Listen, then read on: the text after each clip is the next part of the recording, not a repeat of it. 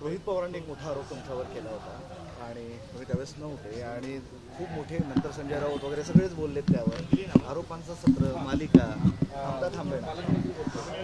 बघा, रोहित पवारांनी जे आरोप केलेले असे आरोप रोहित पवारकडून मला अपेक्षित नव्हते।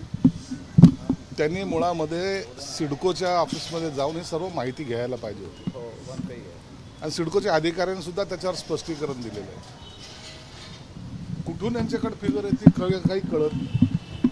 5,000 कोटी, मग त्याच्यावर कडी, मग ते महाभाग जे दुसरे ते 50,000 कोटी, हे काय कोटी म्हणजे त्यांना काही वाटतच नाही आहे। आणि असा व्यवहार होत असतात का? त्या प्रकरणाची तुम्ही जाऊन स्वतः चौकशी करा, त्याच्यातलं कागदपत्र तपासा आणि नंतर आरोप करा। परंतु या आरोपामध्ये काही तथ्य नाही। रोहित पवारला सुद्धा संजय राऊत सारखी सवय लागलेली आहे आणि मला वाटतं हे रोहित पवारसाठी चांगलं नाही, माझं तर काही नाही। जे आहे ते स्पष्ट चित्र समोर आहे। वारंवार टार्गेट संजय शिरसाटच का? आता संजय शिरसाटाला तर फळं लागलेलं झाड आहे, त्याला दगड तर मारणारच ना। मी का आता त्यांना ते त्यांनी जाणून घेतलं पाहिजे। म्हणून ह्या लोकांना एकमेव संजय शिरसाट दिसतोय। काही आरोप करतील, बेछूट आरोप करतील, मग त्याच्यावर काहीतरी बातम्या चालतील, स्वतःला हेडलाईनमध्ये आणण्यासाठी हे संजय शिरसाट आरोप करतात आणि मला त्याच्यातून काही फरक पडत नाही। मी माझं स्पष्टीकरण माननीय मुख्यमंत्री आणि उपमुख्यमंत्र्यांनी दिलेले आहे। पहिल्यांदाच वेळेस मुख्यमंत्र्यांनी पण तुमची पाठराखण केली आहे या सगळ्या बाबतीत। तुमच्याकडे जर असले काही कागदपत्र आरोपांचे तर मग आम्हाला आणून द्या, नुसते आरोप करू नका असं मुख्यमंत्रीही म्हणाले। खरं आहे ना, तुम्ही आरोप काय बेछूट आरोप मी कुणावरही करू शकतो।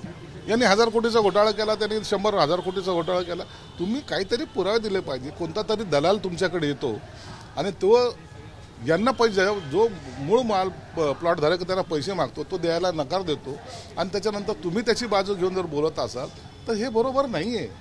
आणि म्हणून मग त्या कॅटेगरीमध्ये आपण जायचं का नाही जायचं हे त्यांनी ठरवलं पाहिजे। महायुतीबाबत एक प्रश्न विचारतो। रायगडच्या पालकमंत्री पदाचा वाद सुरूच आहे, त्यात आता नाशिकचा पालकमंत्री म्हणून छगन भुजबळ यांचं नाव पुढे आलं तर माझा विरोध असेल असं भाजपचे आमदार सुहास कांदे म्हणतात। सोबतच ते असंही म्हणाले तुमचे 7 आमदार इथे आहेत, सोबत किती आहे तुमच्या आम्हाला सांगा। भाजपचे आमदार नाही, सुहास कांदे हे शिवसेनेचे आमदार आहेत। त्यांनी जे काही त्यांच्याबद्दल मत व्यक्त केलं आहे त्याची दखल एकनाथ शिंदे साहेबांनी घेतलेली आहे। कोणताही पालकमंत्री निवडताना त्याचा अधिकार संपूर्ण मुख्यमंत्री आणि दोन्ही उपमुख्यमंत्री यांना आहे आणि ते जे काही निर्णय घेतील तो आम्हाला मान्य आहे। अशी धुसफूस बाहेर येते सातत्याने। आता प्रत्येक जिल्ह्यामध्ये काही ना काही एकमेकाचे राजकीय थोडंसं मतभेद असतात आणि ते काही नाकारता येत नाही। म्हणून त्यांनी केलेलं ते वक्तव्य आणि त्याची दखल शिंदे साहेबांनी घेतलेली आहे। रुपाली चाकणकरांनी सरकारमधल्या मुख्यमंत्री उपमुख्यमंत्र्यांनी देवाची उपमा केली, देवाची तुलना केली। ते म्हणतात की हे त्रिदेवाचं सरकार आहे आणि हे सगळेजण ब्रह्मा विष्णू महेश आहेत। हे बघा, त्यांनी काय उपमा दिली हा त्यांचा श्रद्धेचा विषय आहे। त्यांनी काय उपमा द्यावी हा त्यांनी त्याच्या मनाने त्यांनी घेतलेला तो निर्णय आहे। म्हणून आता त्यांनी घेतलं म्हणून आम्ही त्याला काय हे बोलणार नाही। तो त्यांच्याबद्दल असलेला आदरभाव आहे, तो आदरभाव आहे। मी त्यांना देवाची उपमा देणार नाही, परंतु त्यांच्याबद्दलचा त्यांनी आदरभाव व्यक्त केलेला आहे। गणेश नाईक म्हणाले की ठाणे महापालिकेमध्ये कुणी काही करू भाजपचाच महापौर बसला। तो त्यांचा आत्मविश्वास आहे। निवडणूक होती त्या टायमाला ते चित्र समोर येईल। तुमची परिस्थिती काय? ठाण्यामध्ये शिवसेनेचाच भगवा फडकणार आणि ते महायुतीचा म्हणून फडकणार।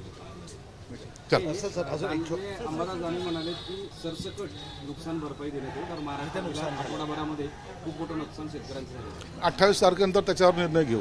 दुसरा एक विषय इथल्या प्रभाग रचनेचा की गंभीर त्रुटी प्रभाग रचनेमध्ये आलेत आणि ते पुन्हा सादर करावं लागतं। अधिकारी आणि कर्मचारी आपल्या बेबंदीचाही पक्षपात दाखवला असा आरोप होतो। हे बघा, निवडणूक आयोगाकडे जेव्हा शासनाकडे आता सादर केलेलं आहे, निवडणूक आयोगाला त्याची प्रत दिलेली आहे। निवडणूक आयोगाने सुद्धा त्यांचा एक प्रतिनिधी या ठिकाणी नेमलेला आहे। जर काही चुका झाल्या असेल तर त्याला प्रशासन जबाबदार राहणार आहे आणि प्रशासनावर जर अशा चुका गंभीर आढळल्या तर निवडणूक आयोग त्यांच्यावर कारवाई सुद्धा करेल।